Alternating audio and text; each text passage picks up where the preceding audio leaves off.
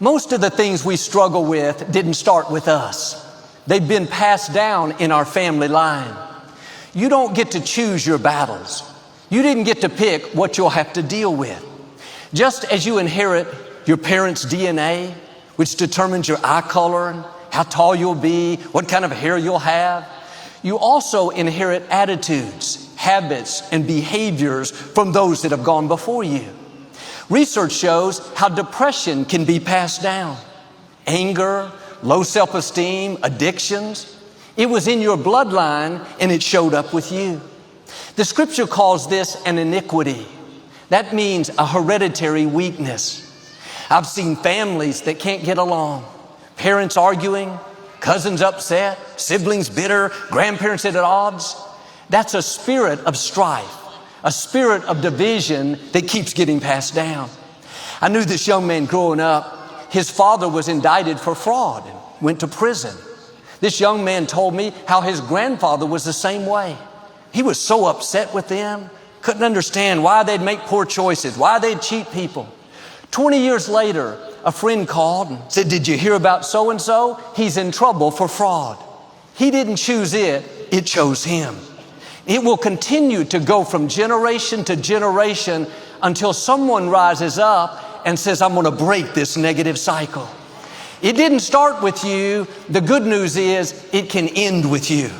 You can be the one that affects generations to come.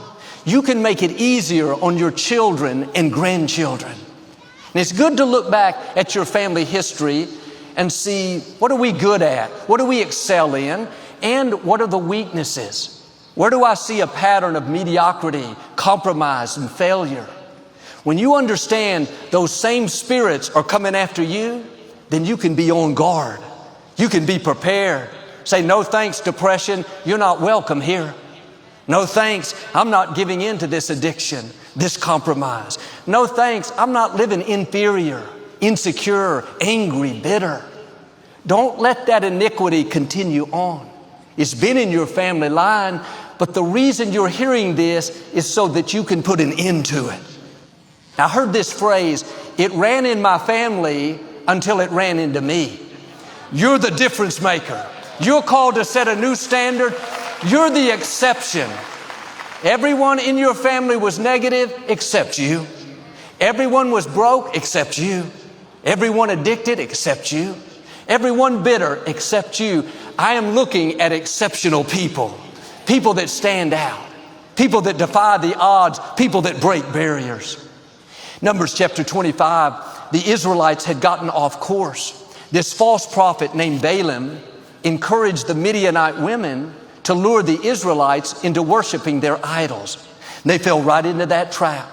They began feasting with the Midianites, worshiping the god Baal. There were all kinds of immorality and compromise going on, and God was very displeased.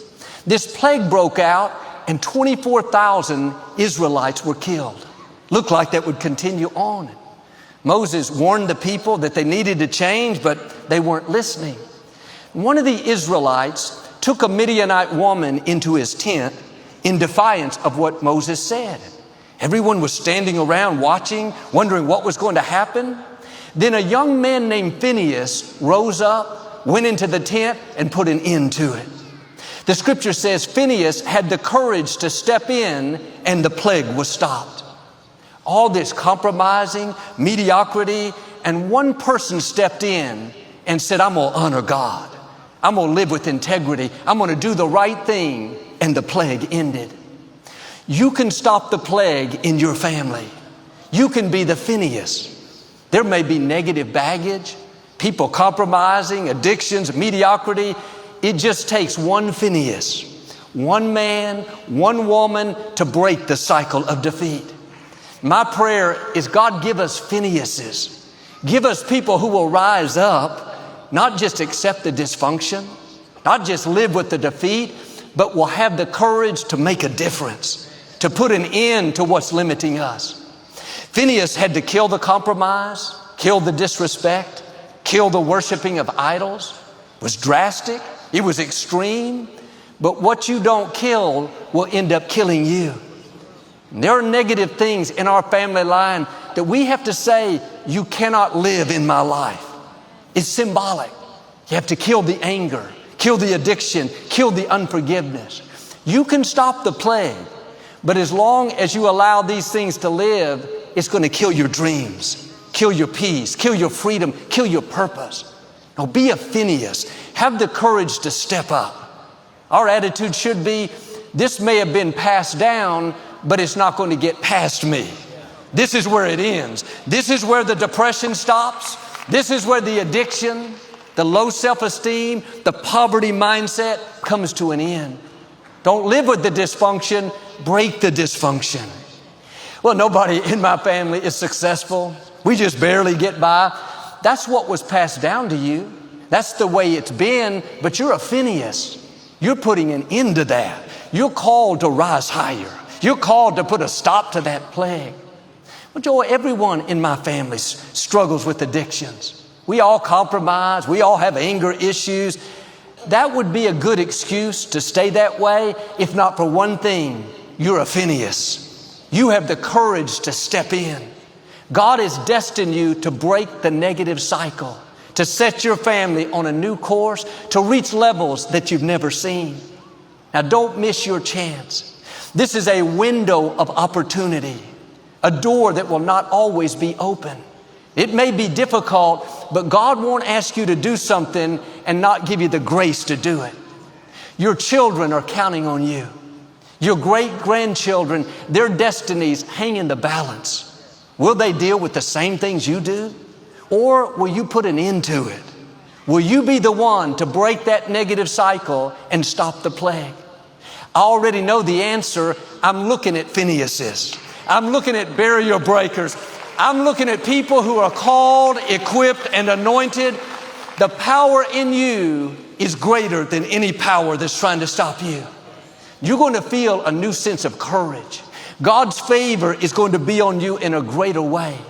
Things you've struggled with in the past are not going to be a struggle anymore. Chains that have held you back are being broken. Strongholds that have kept you captive are coming down. God's going to do what you can't do on your own.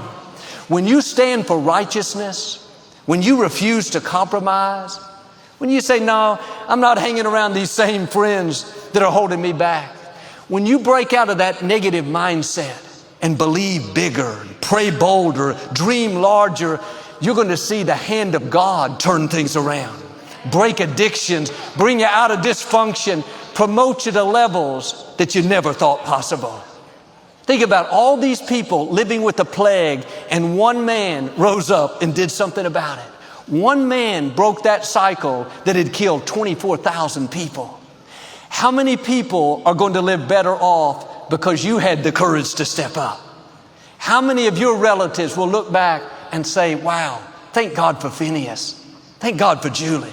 Thank God for Uncle Robert. Thank God for Marcella. Now we're free. Now we're blessed. Now we're confident. Now we're successful.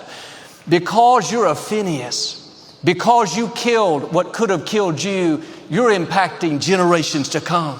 You're one of those heroes of faith. Well, Joel, I don't think you're talking about me. Man, I'm not Phineas. I still struggle with an addiction. I still have a problem with my temper. I'm still dealing with poverty and lack. No, let me encourage you. Phineas is in you. The barrier breaker is in you. The same power that raised Christ from the dead lives on the inside of you. And yes, there's a battle in your bloodline. The good news is you're going to win. That Phineas spirit is going to rise up in a new way. You're going to put a stop to what's stopping you.